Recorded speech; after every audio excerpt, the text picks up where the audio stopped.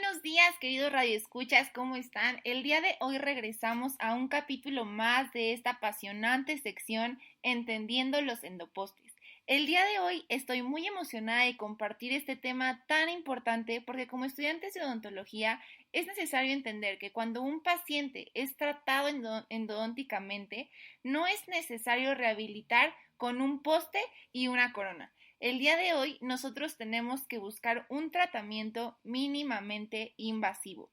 Tenemos que tener como primera opción el uso de restauraciones tipo inlays o tipo onlays, ya que no todas las endodoncias van a llevar poste y no todas las endodoncias van a llevar corona.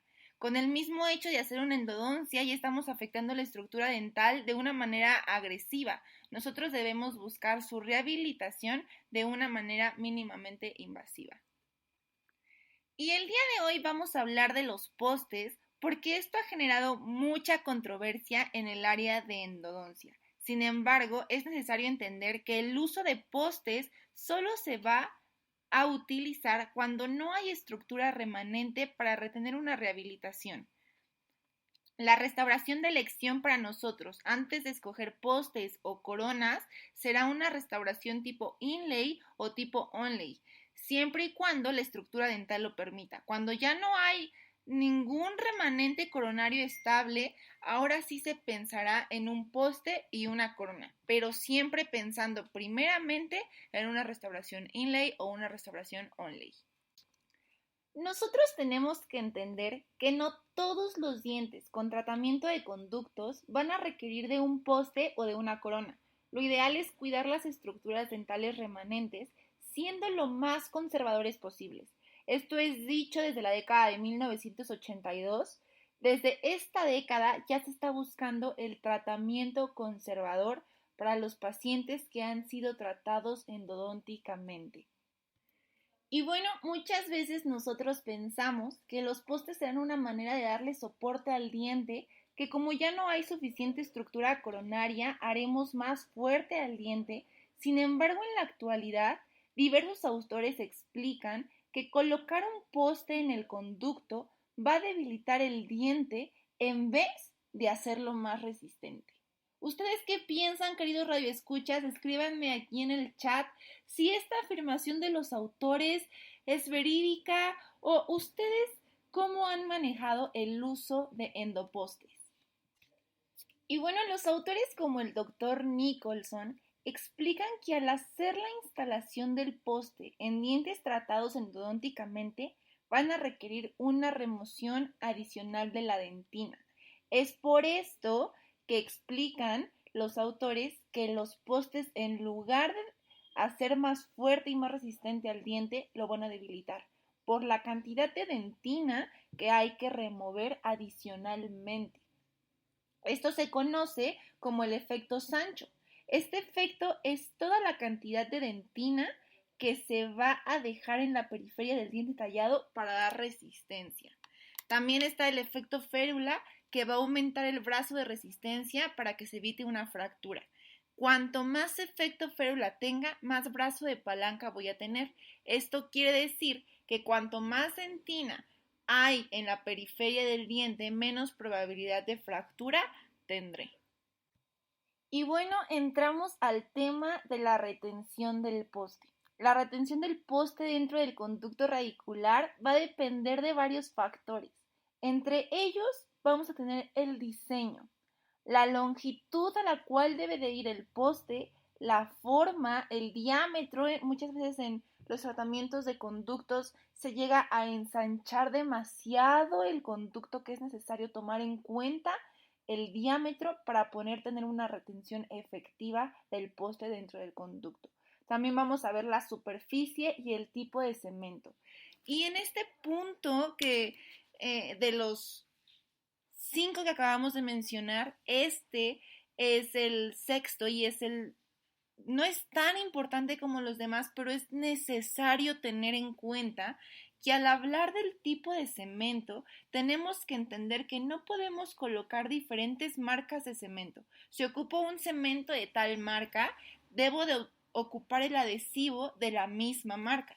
No puedo combinarlo porque cada marca va a tener un diferente tiempo de trabajo y diferente tiempo de polimerización. Si yo ocupo cemento de tal marca, adhesivo de tal marca, primer de tal marca, no voy a poder tener una resistencia efectiva a la hora de cementar el poste. Van a polimerizar en diferentes tiempos, la manera de trabajo es diferente, entonces es necesario siempre tomar en cuenta que cemento, adhesivo, primer y todo lo que yo ocupe para mi cementado del poste, todo tiene que ser de la misma marca. Y hasta esta parte de este apasionante podcast podemos concluir que solo debemos ocupar postes cuando no existe un suficiente remanente de estructura dental. Cuando yo tenga más de 3 paredes fuertes, más de 3 paredes firmes y estables, no es necesario que yo piense en utilizar un poste o una corona. Siempre recordemos que nuestra primera opción es un tratamiento mínimamente invasivo. Y bueno, entrando al material de los postes, durante años se han utilizado postes colados. Sin embargo, esto es algo que durante mucho tiempo los autores han explicado que ya no debemos utilizarlos. En primer lugar, es por el tiempo de trabajo. La toma de impresión, el resultado del poste, mandar al laboratorio, es aproximadamente de 48 horas. Cuando nosotros podemos ahorrarnos este tiempo de trabajo con un poste de fibra de vidrio que podemos realizarlo en el consultorio en menos de 30 minutos. Y bueno, hablando de las ventajas de fibra de vidrio, de los postes de fibra de vidrio, en primer lugar tenemos la flexibilidad. La flexibilidad de los postes, que son hechos a base de fibra de vidrio, es semejante a la dentina. Entre mayor flexibilidad semejante a la dentina tenga, menor probabilidad de fractura voy a tener. La siguiente ventaja de estos postes es la distribución de la tensión. A diferencia de un poste colado, la tensión y la presión será intraconducto. En los postes de fibra de vidrio, la fuerza y presión es en la tabla cortical del hueso. Esto nos va a provocar que no haya una fractura interradicular ni una fractura a nivel de ápice. Pues sí vamos a tenemos que aclarar que aún aunque sea un poste de fibra de vidrio, sí van a existir fracturas. Que nos digan, no, el de fibra de vidrio nunca se fractura, es súper resistente, es mentira. Sí se pueden fracturar los postes de fibra de vidrio, sin embargo el nivel de la fractura no va a ser tan radical como una fractura con un poste colado que es en tercio apical. Podemos tener fracturas en tercio medio, podemos tener fracturas en tercio cervical y estas fracturas van a ser muchísimo más fáciles de tratar que una fractura en tercio apical. Entonces tenemos que tomar en cuenta la distribución de la tensión, que recordemos que con los postes colados son en intraconducto y en los postes de fibra de vidrio van a ser en la tabla cortical del hueso. Otra de las ventajas que tenemos de los postes de fibra de vidrio es la implicación en el hueso. Los postes que van a ser colados van a tener una tensión obviamente intraconducto, pero también va a haber una tensión donde se va a ver intervenido el hueso. A eso se le conoce como una tensión interfacial, que esta tensión en el hueso, los postes de fibra de vidrio van a disminuir. Aparte del estrés y la presión interradicular, recordemos que se hace en la tabla cortical, pero no va a ser una presión ni una tensión ni un estrés en el hueso tan marcado, tan negativo para él como lo hace un poste colado. Y bueno, tenemos que recordar que para ser considerados un poste ideal debe de tener ciertas características. Entre ellas, la primera es la forma similar al volumen dentinario ausente. Recordemos que entre más dentina ausente yo tenga, más riesgos de fractura voy a tener. A esto lo vimos como el efecto Sancho, el efecto férula y el brazo de palanca. El segundo punto para considerar un poste ideal es el desgaste estructural del diente, que tiene que ser resistente para soportar fuerzas y el impacto masticatorio. El tercer punto, de tercera característica, es la elasticidad. Esta tiene que ser lo más parecida a las estructuras histológicas que van a conformar el remanente dentinario donde se va a colocar dicho poste. Y bueno, teniendo en cuenta que estos postes tienen que tener una fuerza necesaria para el impacto masticatorio, las propiedades y la estructura de los postes de fibra de vidrio va a ser fibra de vidrio de 6 a 21 micras de diámetro. Esto va a ser el 60% del volumen y estas fibras de vidrio van a dar resistencia a la flexión. Las fibras de vidrio también van a estar rodeadas y silanizadas por una resina epoxi y esta matriz resinosa van a dar resistencia a la compresión. Entonces tenemos una estructura que es como tal la fibra de vidrio, pero también tenemos una matriz resinosa que nos va a dar compresión y la fibra nos va a dar flexión. Y con estas propiedades, los postes de fibra de vidrio estarían cumpliendo el apartado de un poste ideal. Los postes colados van a cumplir con todas estas características que acabamos de mencionar, menos con la última.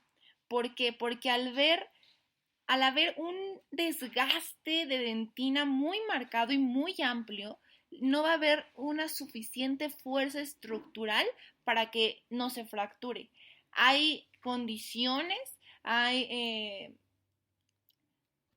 y una de estas situaciones es que muchas veces los postes se van a tener que retirar debido a la mala colocación, debido a la elección de un material que no fue adecuado, y vamos a tener que volver a realizar un retratamiento de conductos. Al yo realizar un retratamiento de conductos en un poste que acabo de cementar, en un diente con poste, voy a tener que volver a desgastar dentina, voy a tener que volver a desgastar el interior del diente y pues ya no va a haber suficiente fuerza y si yo pongo un poste colado, pues no va a cumplir con las características de que tiene que haber una estructura dentinaria estable para que no se me fracture. Y es por eso que vamos a elegir el poste de fibra de vidrio sobre el poste colado.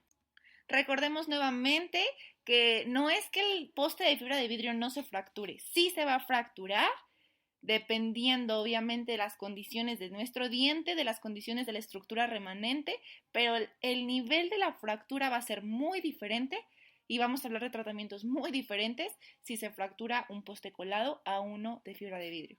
Otra característica importante es al momento de cementar.